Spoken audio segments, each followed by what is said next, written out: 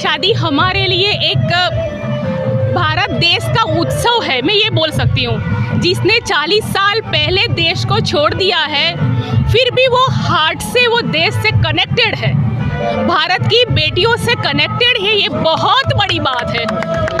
ये बताइए, आज शाही शादी हो रही है, एक मिसाल है हमारे वागड़ क्षेत्र की, बताइए। देखिए, भाई अशोक ने एक बहुत ही अनुकरणीय उदाहरण पेश किया है, जो समाज के और ख़ास करके आजकल की जो पीढ़ी है उसके लिए बहुत प्रेरणादायी है।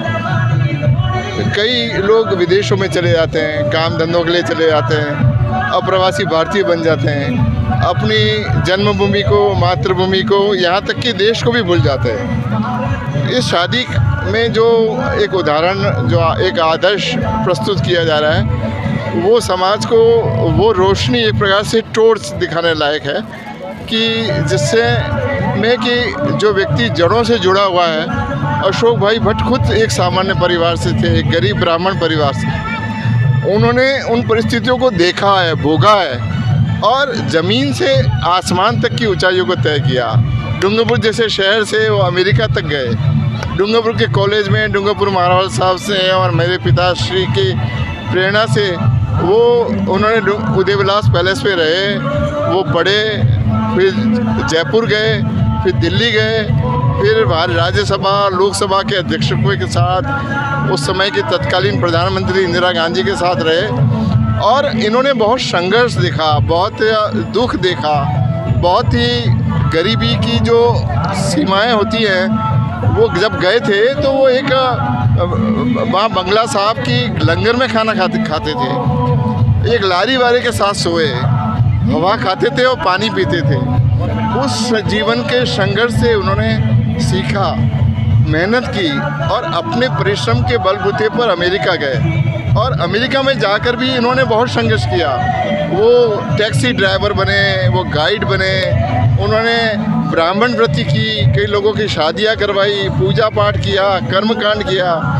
तो नीचे से ऊपर तक, मतलब हिमालय के शिखर तक, आप उत्कृष्ट तक जाने का, यूँ कहो कि फर्श से अर्श तक जाने का जो मिसाल कहना चाहूँगा कि बेटी संगीता की शादी आज जो मुकेश जी से हो रही है और जिस तरह से अशोक भट्ट और उन्होंने ये इनिशिएटिव लिया है, आज शादी तो हो गई, हो जाएगी, मगर आज के दिन में यहाँ के सभी लोगों जो अपने अपने क्षेत्र में आगे है और जो जो अपना कुछ काम कर रहे हैं, उन्हें ये सीख लेनी ज़रूरत है।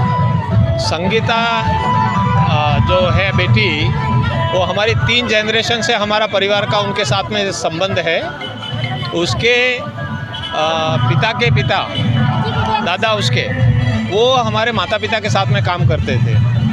उसके बाद में उसकी माता और उसके पिता, वो भी हमारे माता पिता के साथ में काम करते थे। जब वो 3 महीने की जन्म हुआ उसका, और उसके 3 महीने के बाद से उसको घर पे उसकी माँ जो लाके और यहाँ हमारे यहाँ पे हमारी माँ के साथ में छोड़ जाती थी और सारा काम करती रहती थी। तो उस समय से हमारी माता का एक बार हमारी माँ ने ये कहा कि हम संगीता की शादी हम करवाएंगे। तो उस बात को हमारे ध्यान में आया जब हम अमेरिका में थे। हमें पता लगा कि माता जी का ये विचार था कि लड़की की शादी हम अपने घर से करवाएंगे। हमारी माता 2013 में चली गई, हमारे पिताजी 2001 में चले गए, लेकिन उनके वचन, उनकी पाबंदता को है वो करते हुए हमने वो तय किया कि संगीता की परवरिश और शादी वो सब कुछ हम करेंगे। तो तब से वो उसकी पढ़ाई की, BA किया उसने, उसके बाद में वो नर्सिंग का कोर्स किया 3 साल का। मैं सभी मित्रों का सम्मान और स्वीकार करता हूँ सबसे पहले तो कि आपने मुझे वो ये अनायास जो सम्मान दिया है, उसके लिए मैंने ये कार्य किया ही नहीं था, लेकिन आपने इस सम्मान को दिया। मैं आपके सम्मान का स्वागत करता हूँ। समाज के लिए, मेरे अपने लिए नहीं।